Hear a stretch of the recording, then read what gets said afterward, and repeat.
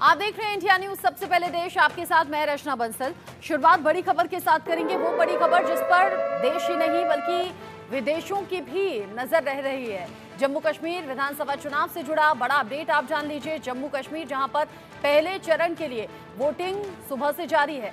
7 जिलों की 24 विधानसभा सीटें जिन पर मतदान की ये प्रक्रिया जारी है।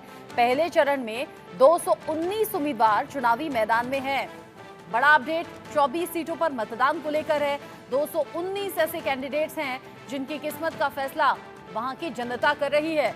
अब ऐसे में 7 जिलों की ये जो 24 सीटें हैं, निगाहें सभी पॉलिटिकल पार्टी की बनी हुई हैं। इंतजार आम लोगों को बहुत वक्त से था कि कब ये दिन आए जब विधानसभा के लिए वोटिंग करने का अधिकार और मौका उनके पास आए, उन तक पहुंचे। ऐसे में जम्मू कश्मीर जहां पर पहले चरण को लेकर वोटिंग जारी है, 7 जिलों की 24 विधानसभा सीटों पर ये वोटिंग सुबह से चल रही है।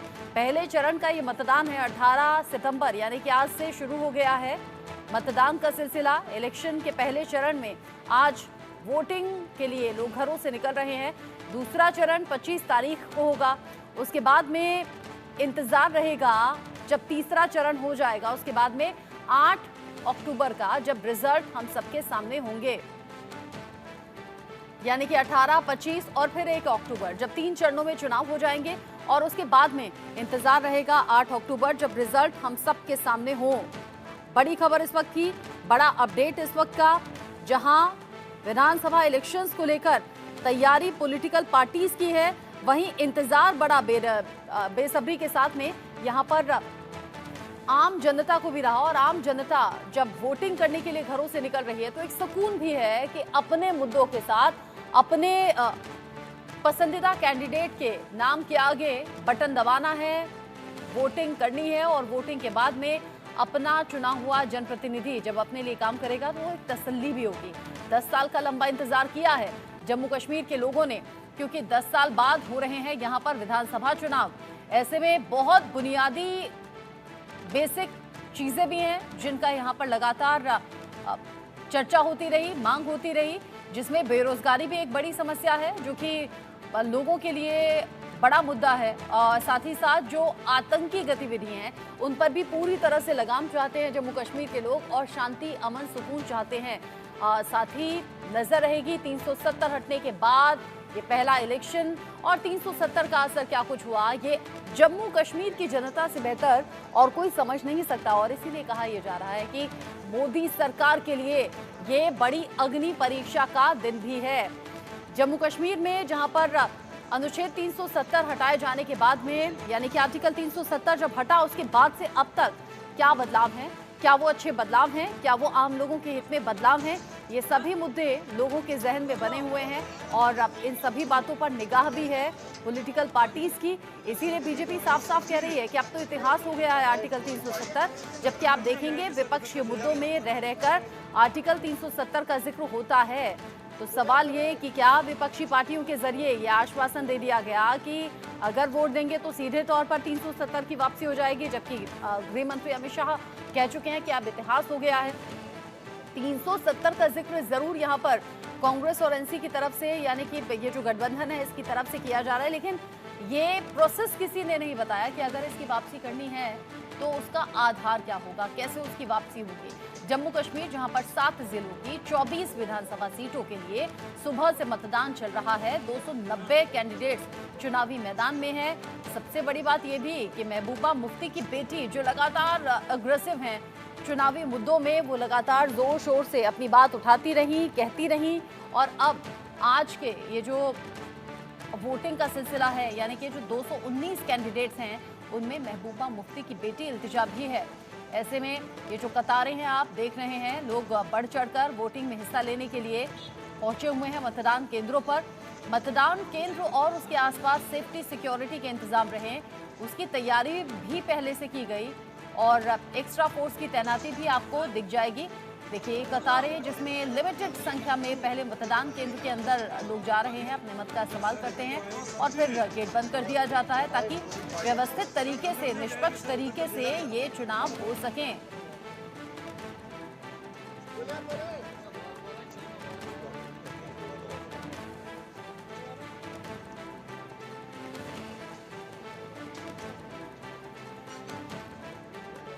पर बात हम करेंगे। ऋषभ तिवारी मेरे साथ में जुड़ गए हैं, बीजेपी के प्रवक्ता हैं, साथ ही साथ मेरे साथ पायल भयाना हैं, कश्मीरी पंडित हैं, उनसे भी हम बात करेंगे। मेजर रिटायर्ड मोहम्मद अली शाह मेरे साथ में हैं, यूँ तो डिफेंस एक्सपर्ट के तौर पर बैठते हैं हमारे साथ में, लेकिन आज इलेक्शन पर भी बात होगी। आलोक मेहता सर मेरे साथ में है, एडिटोरियल डायरेक्टर ITV ग्रुप। आप सभी का बहुत बहुत स्वागत। सबसे पहले पायल भयाना जी, मैं आपसे जानना चाहूंगी, 10 साल बाद जम्मू कश्मीर के लोगों को ये मौका मिल रहा है जब वो अपनी पसंद के कैंडिडेट के नाम के आगे बटन दबाएं, उसे जिताएं, या अगर नहीं पसंद करते हैं तो उसे हराएं। ये बहुत बड़ा मौका है और साथ ही साथ मोदी सरकार के लिए भी ये बड़ी अग्नि परीक्षा। देखिए, पहली बात तो ये, मुझे नहीं लगता कि जम्मू कश्मीर में से कश्मीर रेडी है फॉर इलेक्शंस।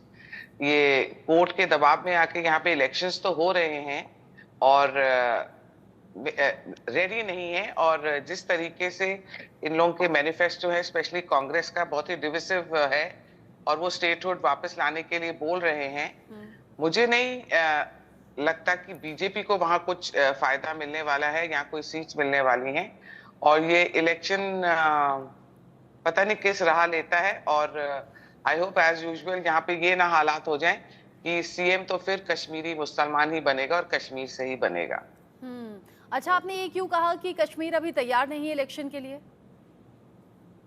हाँ, बिकॉज मुझे ये लगता है कि अभी भी बहुत काम की जरूरत है कश्मीर में। और जिस तरीके से कांग्रेस ने भी प्रॉमिस करा है कि रेस्टोरेशन ऑफ 370 वो कर देंगे, वापस ले आएंगे उसको, और वो वापस ले आएंगे 370 और 35A आर्टिकल। तो कहीं ना कहीं कश्मीरी मुस्लिम्स के अंदर अभी भी इस चीज की चाह है।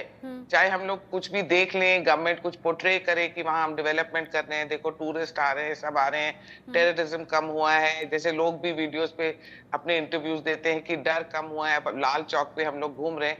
पर अंदर से आप उनके ये चीज नहीं निकाल पाए हैं, गवर्नमेंट नहीं निकाल पाई है, वो कॉन्फिडेंस नहीं है उनको गवर्नमेंट पे। अच्छा, ऋषभ तिवारी जी की ऐसा ही है? और अगर ऐसा है फिर तो पायल जी के हिसाब से बीजेपी को नुकसान हो सकता है? कश्मीर में होगा। ऋषभ जी अनम्यूट कीजिए खुद को। ऋषभ जी। जी सॉरी मैम, आवाज आ रही है? जी आ रही है। सबसे पहले न्यूज का धन्यवाद चर्चा आमंत्रित करने के लिए। देखिए, जम्मू कश्मीर अब वो भला हुआ जम्मू कश्मीर है। और जो हमारी बहन यहाँ पे बैठ के कह रही थी कि अभी भी लोगों के अंदर से क्या, बेशक तुरंत तो नहीं जा सकता, लेकिन लोग डेफिनेटली मजबूत सोच के साथ, मजबूत इरादे के साथ सरकार के साथ नजर आए हैं खड़े।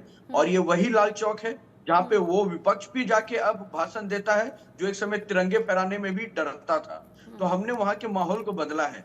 जम्मू कश्मीर हमारे देश का एक मजबूत हिस्सा है जिसको राजनीतिक मुद्दा रहने पे बाकी पार्टियों ने मजबूरी में छोड़ दिया था। हमने मजबूती से वहां पे डिसीजन लिए, वहां के जनता के हित में काम किए।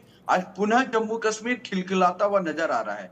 चुनाव के समय तो 10 तरह के स्टेटमेंट निकल के आएंगे, लेकिन पार्टी की नीति नियत स्पष्ट है। मैं आपको बता देता हूं कि जम्मू कश्मीर में होंगे और वहां के रिजल्ट जो होंगे लोकतंत्र की खूबसूरती को दर्शाएंगे और भाजपा पुनः वहां पे सरकार बनाएगी। खिला रहा है। पायल जी कुछ कहना चाहती हैं? मैं ये कहना चाहती हूँ कि देखिए, वो बीजेपी के प्रवक्ता हैं, तो वो एक तरीके से ये बताना चाह रहे हैं कि बीजेपी भी वैली में कुछ करेगी, कुछ कमाल कर देगी, वो कर देगी। नहीं कर पाएगी। क्योंकि अभी भी आप देख लीजिए, मीडिया भी हो, चाहे कोई जर्नलिस्ट हो, सब मीडिया जिसको भी बात करनी वो अब्दुल्ला और मुफ्ती की ही बात करते हैं। कोई भी जम्मू में कोई लीडर नहीं है। जम्मू में क्या, जहाँ पे कोई हिंदू लीडर्स नहीं है, वहां पे सारा फोकस इज ऑन कश्मीर। चाहे डेवलपमेंट का हो, कुछ हो, सारा फोकस कश्मीर पे है। और वो लोग एनमास वोटिंग करते हैं। आप ये लेह लद्दाख में देख चुके हैं 2024 के इलेक्शन में के टाइम भी कि क्या बीजेपी की सीट्स आई? इतनी डेवलपमेंट करने के बाद वहां पे सीट्स आई बीजेपी को, लोकसभा में मिली, कितनी सीटें मिली? ये एक ना खाली पुलाव पका रहे हैं और एक ऐसी चीज को के लिए दावे कर रहे हैं जो इम्पॉसिबल है, मेरे को लगता है। ठीक है, आप कह रहे हैं कि ख्याली पुलाव है। ऋषभ, कश्मीर में वोट नहीं मिलेगी बीजेपी। ठीक है, और चूंकि और पहले चरण में कश्मीर की ज्यादा सीटें हैं। ऋषभ जी, आप रिएक्ट करना चाहते हैं? जी बिल्कुल मैम, ख्याली पुलाव हम नहीं पकाते मैम। ख्याली पुलाव तो वो पकाते हैं जिनको लगता है कि अभी भी कुछ नहीं बदला है, ना बदलेगा। पहली बात। और कश्मीर पे क्यों नहीं फोकस करें हम? जम्मू पे भी हमने उतना ही फोकस किया है जितना हमने कश्मीर पे किया है। ठीक है। हमने अभी जब मैं अपना स्टेटमेंट ठीक है, शुरू किया मुझे तो ऐसा जम्मू लगता है कश्मीर मुझे ऐसा दोनों को लगता है आप एक दूसरे को काउंटर ही करते रहेंगे। मेरे साथ में दो नहीं खास काउंटर मेहमान नहीं और हैं। काउंटर नहीं कर रहा हूँ मैम, हाँ, मैं पूरी बात रख रहा हूँ, पूरी ठीक है, बात रख रहा हूँ। जम्मू ठीक कश्मीर है। को कंबाइंड स्टेटमेंट मैंने दिया। हाँ, दूसरी बात, हमारे प्रदेश अध्यक्ष जम्मू से आते हैं और लाल चौक से जो हमारे प्रत्याशी हैं एजाज हुसैन, युवा मोर्चा के मजबूत साथी रहे हैं, तो हमने हर पहलू पे एक बैलेंस्ड उम्मीदवार उतारा है जहां पे ठीक जम्मू है। कश्मीर को अच्छा कैंडिडेट मिले और जब वो चुनकर आए तो हाँ। संपूर्ण विकास करे। ये एक देखने का विषय है। और हमेशा ऐसे तो बीजेपी की लिस्ट में हम ढूंढते रह गए थे लोकसभा इलेक्शंस में कि मुस्लिम कैंडिडेट, लेकिन हाँ, जम्मू कश्मीर में बीजेपी की लिस्ट में मुस्लिम कैंडिडेट्स भी हैं, ये गौर करने वाली बात है। किसी को खुद करने के लिए ठीक हम है। कैंडिडेट नहीं देते। समझ गए। अगर forced कोई to give मीडिया में है समझ वो। गए। सेकुलरिज्म आलोक का मेहता सर का उनकी रुख कर लेती मजबूरी हूँ। है। ठीक है, ठीक है, आलोक मेहता सर का रुख कर लेती हूँ। आलोक सर, 24 सीटों पर आज मतदान है। जानकारी ऐसी कि 12 से 13 सीटों पर यहाँ कांग्रेस एनसी कमाल कर जाएंगी। बीजेपी के लिए आज का स्कोप कम नजर आ रहा है। उधर पीडीपी को भी सीटें मिलेंगी और जो इंडिपेंडेंट सीटें हैं वो भी जाएंगी। लेकिन यहाँ जैसे पायल भयाना जी भी बोल रही हैं, बीजेपी के लिए तो कश्मीरी पंडित एक बहुत बड़ा मसला रहा। ऐसे में अगर कश्मीरी पंडितों में नाराजगी है, जैसा अभी बोल रही हैं पायल जी, तो फिर बीजेपी कैसे आगे बढ़ेगी और कैसे सपोर्ट पाएगी? रचना जी धन्यवाद। मैं सोचता हूँ 2 मिनट मुझे दीजिएगा जी। मेरा ये सही है कि कश्मीरी पंडितों का दर्द एक दिन में नहीं खत्म हो सकता है, 1 साल में नहीं खत्म हो सकता है। जो विभीषिका झेली है उसको हम निश्चित रूप से वो घाव है, लेकिन उस घाव को कुरेदने का टाइम हिंदू मुस्लिम केरल या तमिलनाडु में क्या वहां मुस्लिम है या हिंदू है, उसके बाद यदि बीजेपी नहीं है तो क्या हम ये कहेंगे? मेरा निवेदन ये है, हम बहुत मैं सम्मान करता हूँ भावनाओं का भी, और इसीलिए देखिए इस समय नेशनल कॉन्फ्रेंस और कांग्रेस नहीं है, इसलिए यदि मैं उसके बारे में कुछ चर्चा करूं तो ये मुझे हमारे जो मेहमान हैं वो नेता न लेंगे, बल्कि सही बात है कि उनको भी ज्यादा खुश हो। कांग्रेस के नहीं, प्रवक्ता हाँ, ईशान अच्छा, त्यागी जी जी। जुड़ गए हैं, बोल सकते हैं आप। जी जी, मैं उनको भी इसलिए कर देता हूँ कि देखिए कांग्रेस ने काफी समय किया, और मैं तो इसलिए थोड़ा सा बैकग्राउंड अपने दर्शकों को आज बताना जरूरी है। ये डेमोक्रेसी की विजय है। Congress, BJP, national conference, PDP, Rashid जो इंजीनियर जमात तक आ गई है इस बार। मैं चूंकि रचना जी अब ये नहीं कहिएगा कि मैं बुजुर्ग हो गया हूँ, मैं अभी भी आप रिपोर्टर की तरह ही काम करना चाहता हूँ। देखिए मैं जो है 77 में भी गया हूँ, मैं 77 में भी गया हूँ। हाँ, जून में नहीं गया, दिसंबर में गया हूँ।